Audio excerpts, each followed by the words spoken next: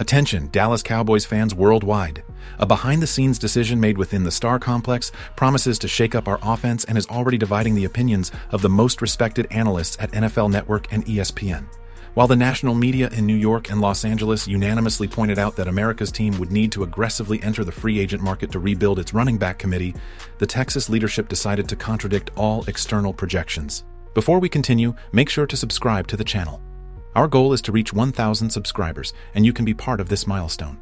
The Dallas management confirmed that the official strategy for the 2026 season will be to maintain almost the entire core of the previous year, opting for an approach that can be translated into a bold question. What if we simply bet on the exact repetition of what worked, correcting only the internal rough edges? This conservative stance in a league that renews itself every second has raised a red flag among the most skeptical fans, who still bear the scars of painful eliminations in past postseasons. However, sources connected to influential insiders like Adam Schefter and Ian Rappaport confirm that there is no panic whatsoever in the offices at AT&T Stadium. The order of the day is clear and direct. The Dallas Cowboys fully trust the talent they already have under their roof and do not intend to spend unnecessary financial capital on inflated market stars. To those watching from the outside, the move sounds like dangerous stagnation or a chronic lack of ambition in the face of NFC. Before we continue, make sure to subscribe to the channel. Our goal is to reach 1,000 subscribers, and you can be part of this milestone. East rivals who have aggressively strengthened their rosters. But for the coaching staff, led by field evaluations, there is a surgical plan meticulously planned. The sepulchral silence that dominated the initial offseason conversations has given way to an unwavering internal conviction. Dallas has decided that the strength of its backfield will not come from a savior signed at a premium price, but rather from the technical development and physical evolution of the athletes who already know the game plan. The news is a bombshell because it puts immense pressure on the players who need to make an immediate leap in production to justify this decision by management. There's no more room for excuses or wavering in Texas. The roster engineering is set, and the risk taken is monumental. Either this committee will prove itself to be absolute elite, or the front office will be held accountable for sabotaging the offense. Before we move on to the numbers of this operation, I want to gauge fan opinion. Do you support this stance of maintaining the group, or do you think it's a serious mistake? Leave your comment. To understand the magnitude of this vote of confidence and the mechanics behind assembling this roster, we need to dissect how the payroll and running back hierarchy were designed by the Dallas front office for this year. The backbone of this plan is Javonte Williams. Unlike what many predicted, the Cowboys acted extremely quickly and aggressively even before the free agent market gained traction in the league. The front office secured Williams' contract renewal in a long-term, 3-year deal totaling $24 million. In practical terms, the player will receive an average of $8 million annually, with $16 million of that amount fully guaranteed by contract. From the perspective of NFL contract financial engineering, the Dallas Cowboys secured an important safeguard. The document includes a clause allowing for a penalty-free exit after the first 2 years, in addition to strategically inserted vacuum years to dilute the impact on the franchise's salary cap. When we analyze the overall landscape of running backs in the league, this contract places Javonte Williams outside the top 15 highest-paid athletes at his position, representing an enviable cost-benefit ratio for our payroll. The technical justification for this early investment is anchored in the solid performance he delivered last season. Williams acted as a true workhorse for the offense, statistically finishing the year on the border of the top 10 running backs in the entire NFL. He was 10th in total carries, 9th in total rushing yards, and 13th in average yards per carry among all qualified players in the league. The number 33 also secured 7th place in rushing touchdowns and showed frightening physical power by recording the 6th best mark in the league in yards gained after first contact, averaging almost 4.0 yards per play, pushing opposing defenders with his arm.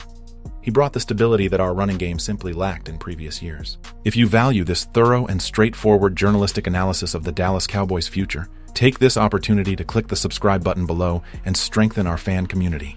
The front office's decision to close the doors to outside reinforcements wasn't merely a financial whim, but rather the direct result of a meticulous market evaluation and an absolute conviction within the coaching staff that the names available in free agency wouldn't provide the necessary tactical fit for Dallas's offensive machine. Although heavyweight players like Nick Chubb, Joe Mixon, and Najee Harris were available for discussions at certain points during the offseason, they all share the same footballing DNA. They are power runners, focused on the physical game between the tackles. The internal diagnosis, as reported in the Star, indicated that the Cowboys roster is already saturated with this specific body type. Bringing in another expensive power forward would be an inexplicable financial and tactical redundancy, since Javonte Williams fulfills that role masterfully. The coaching staff identified that the real bottleneck in the running game last season wasn't a lack of power, but rather a chronic absence of explosive plays. Dallas finished the year tied for 12th place in long-distance runs, those that break through the second line of defense and instantly change the field position. Efficiency in these high-speed situations was below expectations for an offense aiming to dominate the conference. Therefore, the reason for the inertia in the market was the conscious choice to make room for solutions to come from developing young in-house talent, instead of suffocating the salary cap with veterans who offer more of the same. The front office conducted timid tests with UFL players and discreetly brought in undrafted rookie Dominique Richardson from Tulsa, in addition to allowing the routine departure of Miles Sanders, who wasn't even receiving significant playing time and remains without a team at the time of the recordings. The message sent to the coaches was clear. Work with the pieces you have, because the potential to solve the speed problem is already in the locker room. The board placed all its bets on the tactical absorption capacity of the young squad, forcing an internal evolution based on the continuity of the offensive coordinator Brian Schottenheimer's system. The walls of the locker rooms and meeting rooms in Frisco witnessed harsh criticism and intense reactions that shaped the athletes' attitude towards this season's training. The high point of this behind-the-scenes dynamic involved young running back Jaden Blue and offensive coordinator Brian Schottenheimer. In a shocking revelation to the sports press, Schottenheimer detailed the terms of a frank, tough, and unfiltered conversation that took place during the end-of-season interviews. Jaden Blue publicly and internally demonstrated his deep dissatisfaction at being left on the inactive list for several crucial team games. The coordinator's response was surgical and direct, putting in writing the technical reasons, the lack of tactical maturity, and the execution errors that justified the player's absence from the field. According to reports from the coaching staff, Blue's reaction was the turning point the franchise needed. The athlete was not shaken by the criticism, absorbed the points with exemplary maturity, and returned to training with a completely transformed physical and mental attitude. Schottenheimer used the expression "from water to wine" to describe the change in the player's work ethic and demeanor, praising his football intelligence, which was classified as outstanding by the coaching staff's tactical analysts. Last year, Blue's playing time was extremely limited, amounting to only 5 games played with a modest average of 3.4 yards per attempt, with the vast majority of his snaps occurring during garbage time, when the result was already decided. The only major exception occurred in the first half of the game against the New York Giants, where Blue faced the opposing main unit and showed flashes of absurd explosiveness, breaking through the defensive line with a vertical speed that no other player on this roster can replicate. He proved that he has the necessary fuel, and the positive reaction to the coach's demands has earned him a leading role in the current game plan.